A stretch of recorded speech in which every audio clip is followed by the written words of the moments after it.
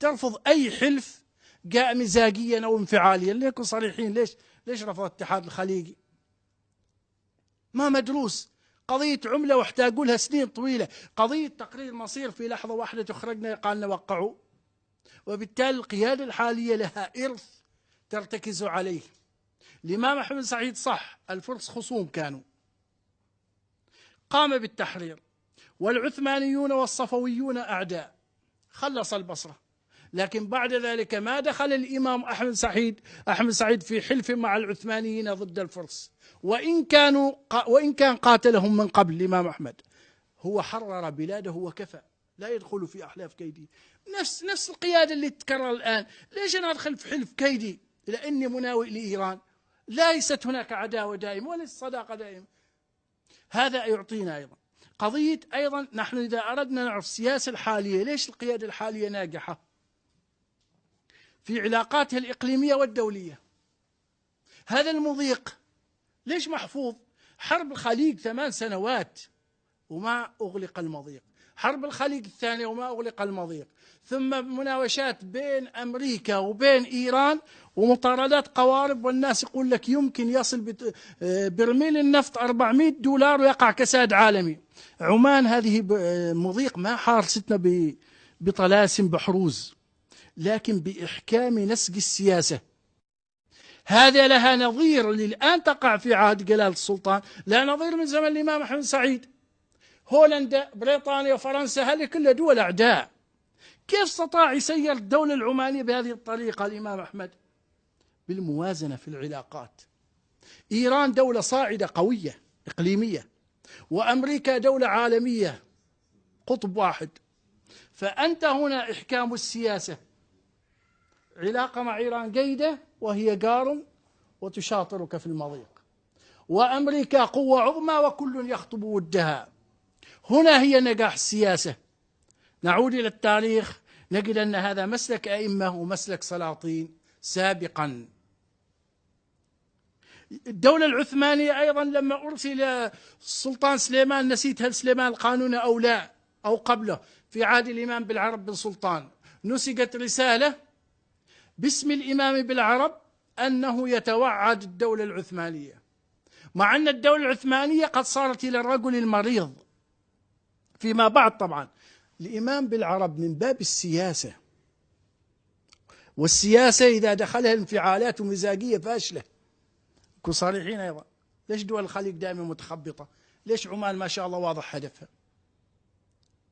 الإمام بالعرب كتب رسالة إلى السلطان العثماني يقول له: لم أخط بيميني هذا الخطاب الموجه إليكم، ولكن عليك أن تشد على من أتى بالخطاب فتقرره ما الذي دفعه أن ينتحل الخطاب باسمنا. ما الذي دعا بالعرب؟ على أن قوة لعارض قوة آنذاك، ليس من خوف. هي فن السياسة التي تجيدها القيادة الحالية وأجادتها القيادة السابقة. هذا لما ندرس التاريخ. أنا أتذكر عندما رفضت عمان الاتحاد، بعض العمانيين قال: طيب ترى هويتكم هذه تضيع، شخصيتكم.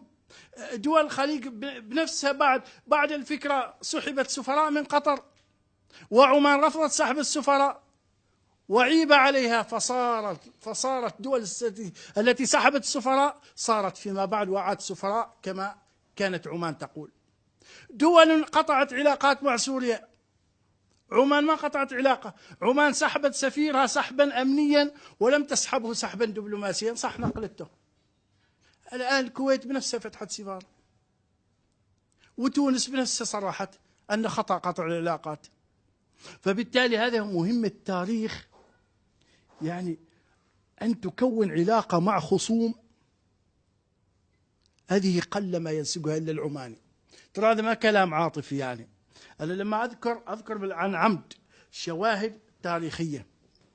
حتى لما نعود إلى التاريخ، قضية الوساطات، السلطان تيمور بن فيصل لما تقاتل، أظن والشيخ سعيد الدكتور سعيد كتب في هذا غاية السلوان، كتب لما تصارع الملك سعود آل سعود والشريف علي بن الحسين، ما تصيد أهل عمان في الماء العكر، اختار السلطان تيمور بن فيصل قد السلطان قابوس شخصية ما أيضا لرفع العتب، شخصية قوية، سليمان باشا الباروني، للصلح بين المتقاتلين في الحرمين. الإمام الخليلي أيضا بارك مسعى السلطان تيمور بن فيصل وكتب: وإنا نبارك مسعى السلطان، وزود برسالة أيضا.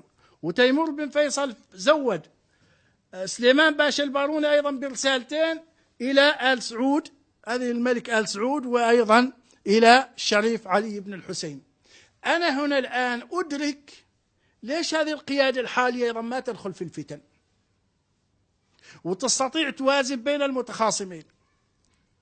عبد ربه منصور يوجه رسالة إلى عمان شكرا لموقفها لأن خرج عن طريقها، وصارت الدشداشة وسيلة إنقاذ أيضا.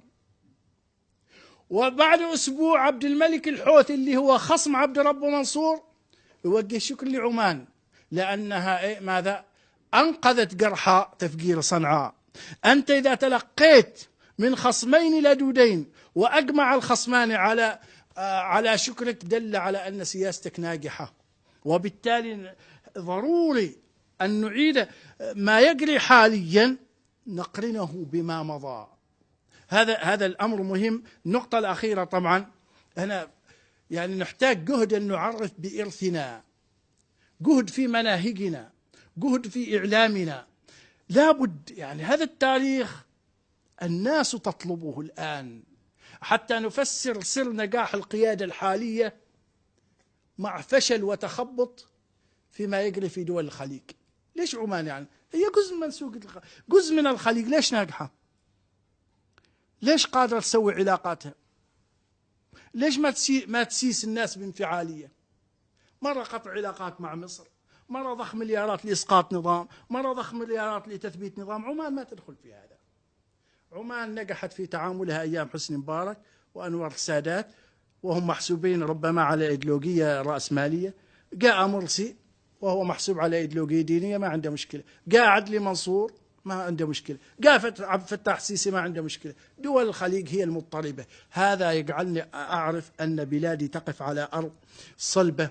على العموم أنا أتمنى فقط عذرا للإطالة، أنا أتمنى أن العماني يقرأ ما يعيش على قارع الطريق.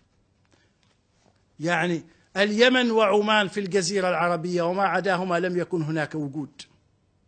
كيف أنا كعماني حتى الدشداش المفروض وفاخر بها. أنا أذكر للأسف كنا نلبس شاريش غير عمانية، لولا وجود التوجيهات السامية ربما ما لبسناها. ليش نستحي؟ ليش ما أتكلم بلهجتي؟ فبالتالي ليش نحن نشعر بضعف؟ إذا كان شخص جديد ما عنده إرث أو يريد يأخذ إرثي ويفاخر، أنا الأولى أن أفاخر بإرثي وتاريخي.